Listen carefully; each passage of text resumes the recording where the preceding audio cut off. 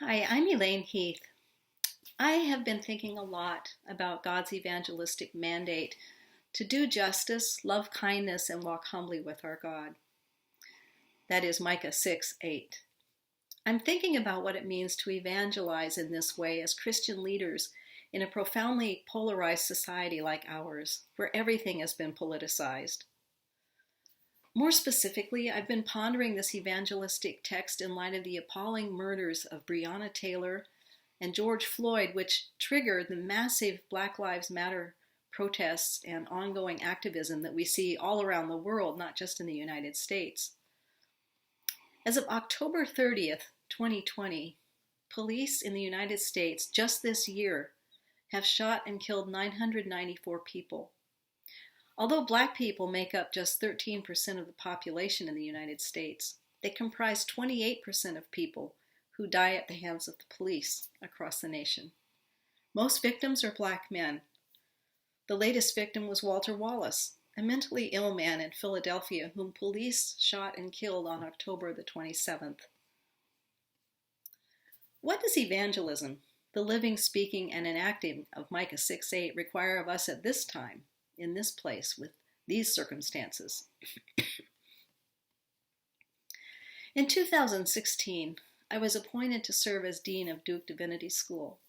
The top priority for my work, the reason that I was hired, was to initiate and lead multiple interconnected processes to dismantle racism and develop institutional structures that would foster equity, not only for racial minorities, but for women and for members of the LGBTQ community.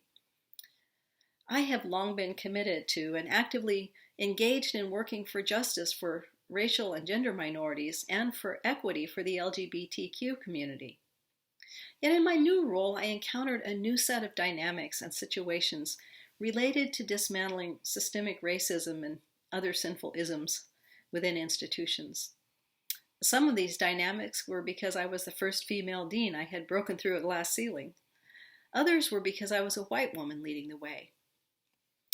Today I want to reflect with you about the dynamics of leading a process of dismantling racism as white leaders of institutions, particularly as white women.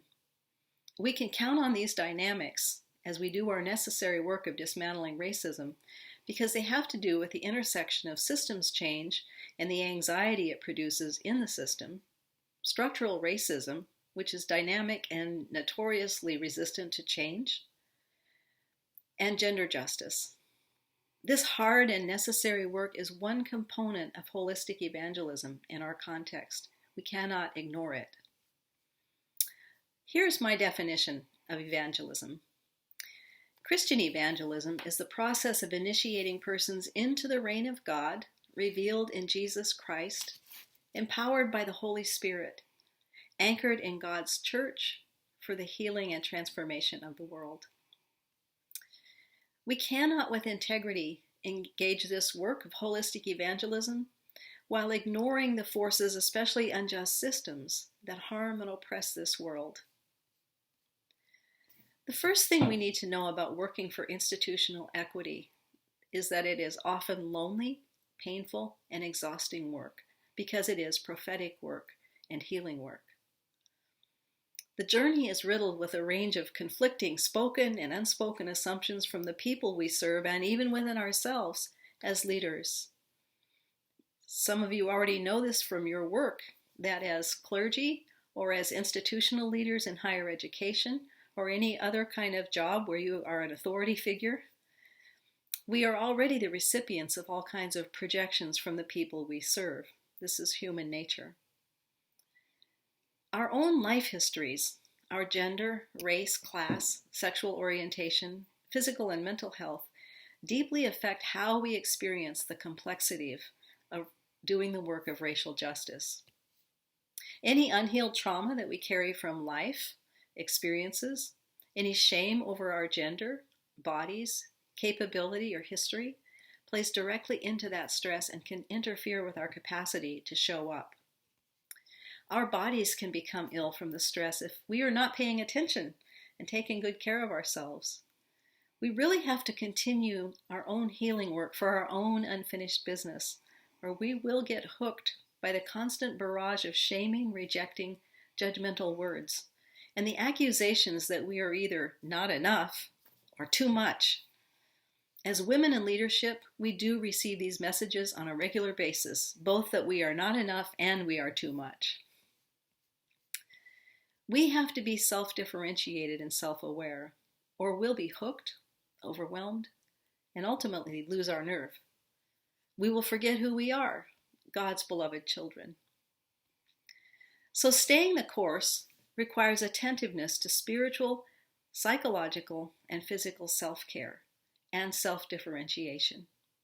We cannot do this necessary work without a small community of friends and loved ones who are with us and for us over the long haul, and I highly recommend having a therapist and a spiritual director to help with the processes that go on internally as we do this work. In my case, I'm a highly educated, ordained, straight, middle-class white woman who grew up in poverty with neglect, multiple forms of abuse, addicted parents, and white privilege. This means that I suffered much from class, gender, availability to predators, and family of origin dynamics. But my whiteness opened doors for me that remain closed or really hard to open for BIPOC sisters and brothers. I have had to work hard on healing from the shame and deficits that were the residue of years of violence, but until I set my intention to do so, and with the help of informed friends, I did not have to think about or work through what it means to be white in the way my BIPOC brothers and sisters have had to do with their racial identity.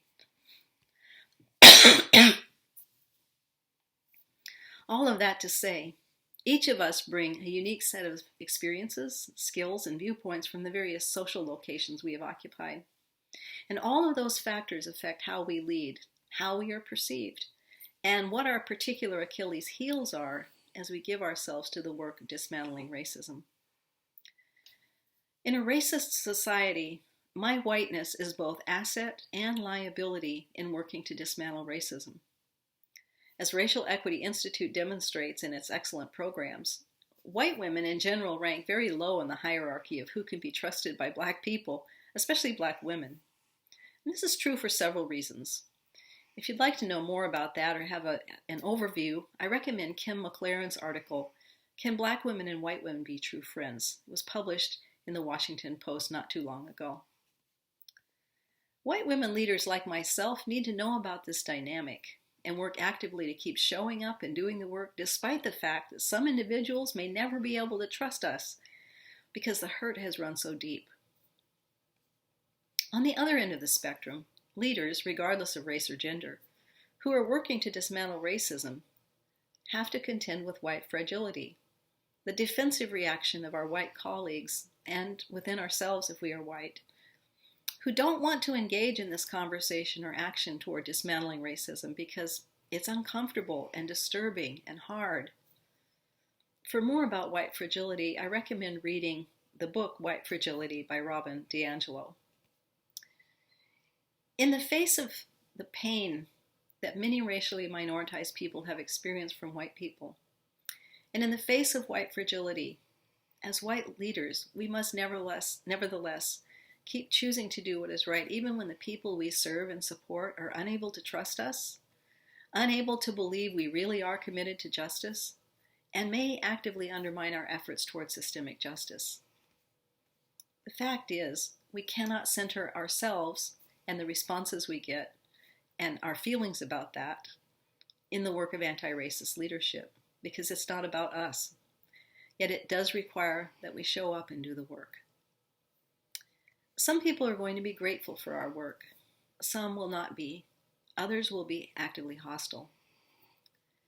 For women leaders who've already had to fight institutional sexism throughout their careers, this dynamic can be especially painful and disconcerting. The same can be said for white LGBTQ leaders and leaders with disabilities who've had to fight to be able to use their gifts. Regardless of the response of the people we serve, it is the right thing to do. Dismantling systemic oppression by doing justice, loving mercy, and walking humbly is a central feature of the gospel. It is central to evangelism. That is, to being doing, and speaking about God's love that is making all things new. Doing the right thing is not about the popularity of the leaders or getting likes on social media, but about guiding the whole community to participate in God's work of making all things new. This work is inherently self-emptying, or to use a theological word in Greek from Philippians 2:5-11, it is kenotic. The other thing about dismantling racism and other forms of systemic oppression, related to its kenotic nature, is that this work really does take a village. Lasting, healthy systemic change cannot happen through one autocrat ruling by fiat, nor can it happen because of one charismatic leader beguiling everyone into a new day. It will not happen through one small group rising to power, then bullying the opposing groups into doing justice. And we've seen all these attempts tried, and we've seen how they do not work. Lasting, healthy systemic change takes a broad coalition of good-willed, committed, courageous, hardworking people working together to get the job done, and then putting institutional systems into place to make it more likely that the culture remains equitable into the future. This is dynamic work that's never really finished. One of the things I admire most about Reverend Dr. William Barber II is his skill in building coalitions across groups that experience systemic oppression but historically have not worked well together for justice for all. Dr. Barber helps us to understand this. Until every minoritized group in our society experiences equity, none of us are truly free. And for this reason, the advancement of equity for BIPOC people must include working for equity for the LGBTQ community, for the disabled community, for religiously minoritized groups, and immigrants in our society. Because coalition building requires relationship building, risk, and the growth of trust, this work takes time, persistence, teamwork that is centered with representation from the communities that are minoritized. Systems change never happens overnight or without leadership centered in the groups that have the most at stake in seeking equity. Building an equitable system from the start is easier than leading an institution toward equity after decades of systemic injustice. But in a society that is riddled with sinful isms and phobias, this work is never easy, fast, or automatic. Protest and activism are necessary parts of bringing change, as we are witnessing at this time. But they are not the only part of the work. We must do many things to change the policies, which cause the systems, that lead to systemic discrimination, invisibility, lack of access to resources, and societal bigotry against entire people groups. Change requires action from all of us, which the prophet Micah summarized as doing justice, loving mercy, and walking humbly before our God. Living this text, Micah 6:8, is a moral and spiritual imperative for the church today. This must be a central feature of how we understand and practice evangelism. For how can we claim to have good news for the world if we're colluding with oppression through our silence? And how can we proclaim salvation, Christ making all things new, when we do not participate in the salvific work of dismantling racist systems, including racist perversions of Christianity? Each of us can and must speak out and do all that we can to address injustice in our neighborhoods, on our streets, and in all our institutions. Not only must we intervene during and after a crisis, but we must put our collective shoulders to the wheel to build new systems that are equitable and humane, that help everybody to flourish, and change the old systems that produced patterns of injustice, including but not limited to citizens and police targeting neighbors who are guilty of driving, walking, jogging, shopping, bird watching, or worshiping, while Black, brown, Asian, Indigenous, gay, Muslim, or migrant.